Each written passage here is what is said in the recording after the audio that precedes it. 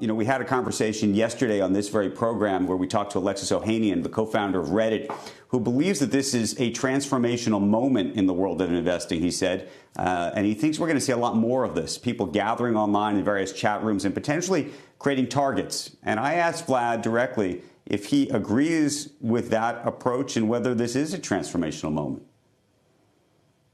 I mean, it certainly has surprised me that this has been happening. I don't think people could have expected the scale with which social media and finance would intersect. I think a lot of it has to do with the pandemic as well. People are at home and we're glued to our devices because we seek connection with the outside world.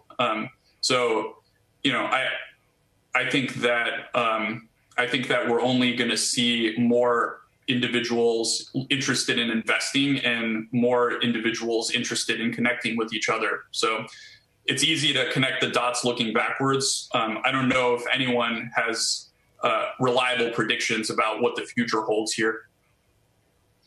What do you expect regulators to do?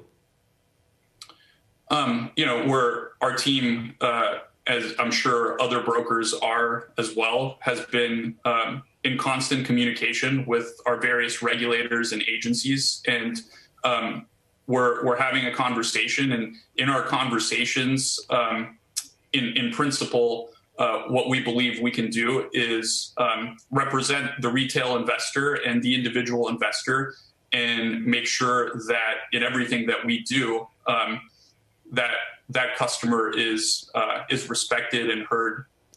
Do you see this episode as having any impact on a prospective IPO this year?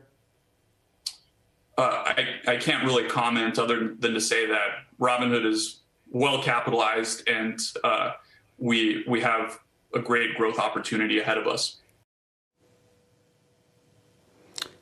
When we did that interview, they were in the process, and I didn't know it, of capitalizing. They are better capitalized this morning than they were yesterday. One note about that capital raise, the venture capital investors who had previously been in are the ones that have effectively re-upped, raising $1 billion. This is Sequoia, this is Andreessen Horowitz, this is New Enterprise, and so many others.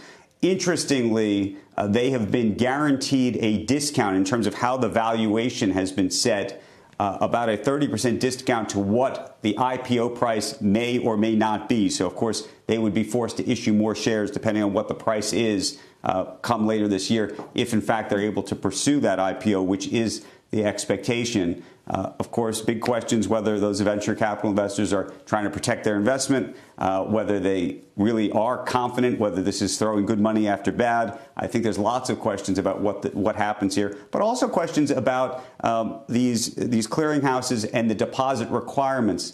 Part of the conundrum in this case was that there's a model that requires certain deposits to be made, but not just a model. They can actually call up and say, look, we need you to just send more money. And we're changing the rules right now. Yeah, and to some degree, that is possibly what happened yesterday as well. And so I think there's going to be lots of debate among regulators about what the right answers are here going forward.